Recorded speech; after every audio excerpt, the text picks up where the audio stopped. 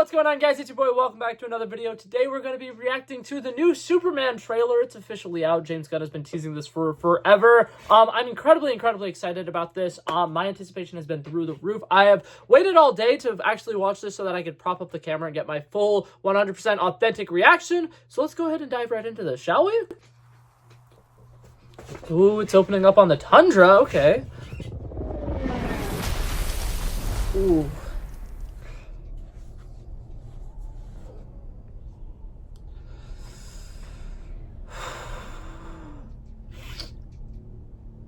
God, I love the colors of that suit so much.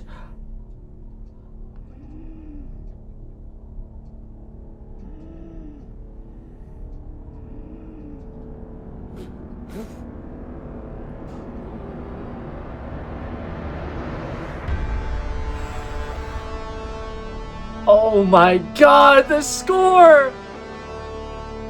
That theme, oh, it sounds so good.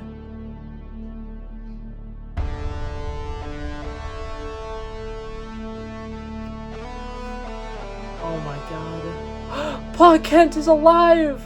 Woo! Oh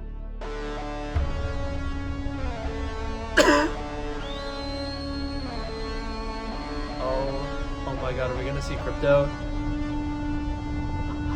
Oh my God! Begins. Crypto. Oh my God, he looks great. Home. Take me home. Oh my God!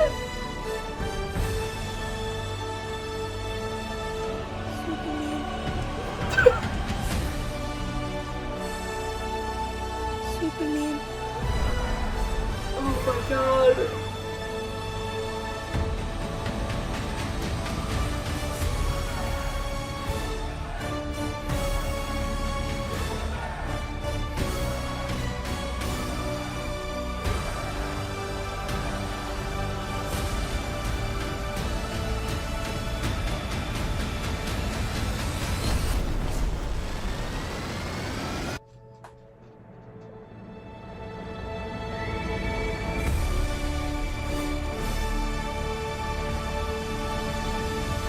Oh my God! That was it, right?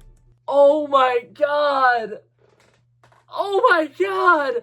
I could be wrong. Did they only say like 3 words in this trailer? He said, "Take me home," right? So that's one of Superman's only lines, right? Is "Crypto, take me home." So that's 4 words. And then there are people chanting Superman. I think those are the only words that were spoken in this entire trailer.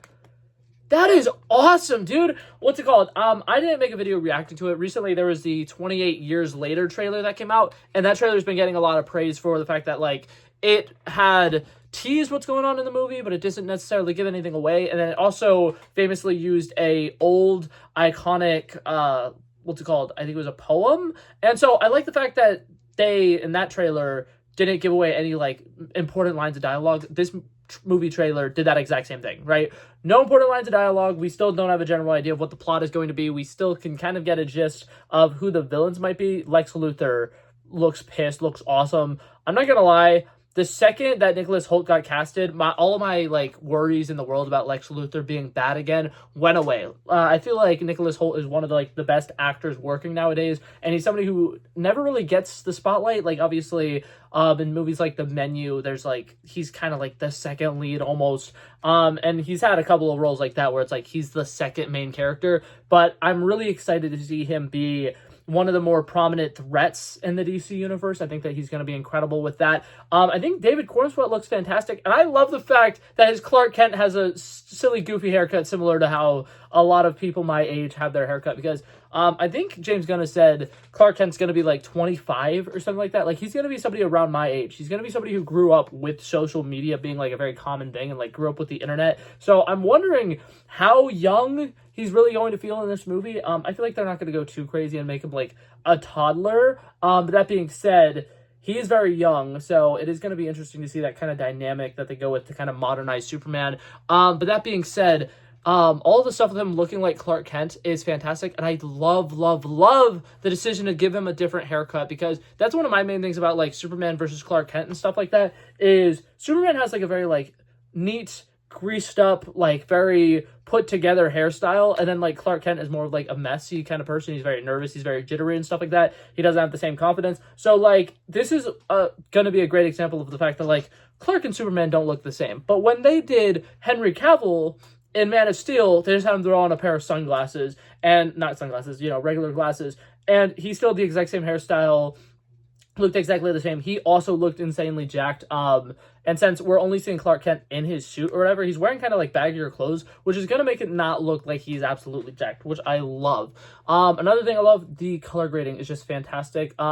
Yesterday, I don't remember if it was in this trailer, but yesterday we got a teaser of the Daily Planet building and what it looks like with like the giant globe on top. That was incredible. The Luthor Corp, like giant sign, and like just like a futuristic building that doesn't necessarily have to be realistic. I really, really love that. I genuinely think that that's one of those things where it's like a lot of people, clown on superhero media because like they try to like be super grounded or whatever, and then every once in a while they'll throw something in there where it's just like, this is what Star Labs looks like, and it's like the most ridiculous building ever, but it's like that's what things should look like. This is a made-up universe. As much as I do want things to feel tangible and I do want things to feel very realistic, I think that having stuff like that giant Luthor Corp building, which looks super ridiculous, is what reminds us this is a superhero world. This isn't a regular world that we live in. I loved the first look at all of the different characters we've got to see. Guy Gardner looks fantastic. Hawkgirl, I wish we would have gotten a slightly better look at her, but the suit looks fantastic. Her flying in action looks great. Mr. Terrific also looks fantastic. I'm loving that they gave us quick flashes of each of these characters. I'm incredibly, incredibly excited to see what the overall story is, why all these other superheroes are here. And then I'm also excited to see like which parts of these are like the big like first act battles, which part of these are actually like the final battles, because we don't yet know who the main villain of this movie is. Like, I don't think that's something that's been confirmed. I think there's a lot of speculation that Lex Luthor is making like a mech Superman, and that's what we see him fighting in the stadium, the guy with the black suit or whatever. That's probably that mech Superman, and he's going to become kind of what's it called, like the Bizarro by the end of the movie. I'm intrigued to see if that's actually the route that they're going, but overall I'm just so excited to see all of these characters and how just over the top it is. One thing that I love about James Gunn is that he's not afraid to fully go for it. He understands that these are comic book movies and they're going to be out there, so he lets them be out there, and that's going to be fantastic. The colors look fantastic. The scale of everything looks fantastic. I love the fact that there are so many different locations. One thing that James Gunn has been very adamant about on Threads, he has mentioned that the DC universe is going to take place over the entire world. His superheroes are going to be people who are saving the world. It's not going to be like how in Marvel they have like, okay, here's all the Avengers. They all live in New York or San Francisco. That's the two places that they live in. And they mostly are just saving America. I like the fact that he's actually going to have people saving people around the world. I like the fact that Superman is going to be a beacon of hope for everyone, not just America. And I think that that's great. I think the way that they're showing that is fantastic. And it's something that I feel like James Gunn does really well with. In his Suicide Squad movie, they go to so many different locations. They're constantly traveling. He's exploring with as much sets as he possibly can. Obviously, in all of his Guardians of the Galaxy, it's the same different thing.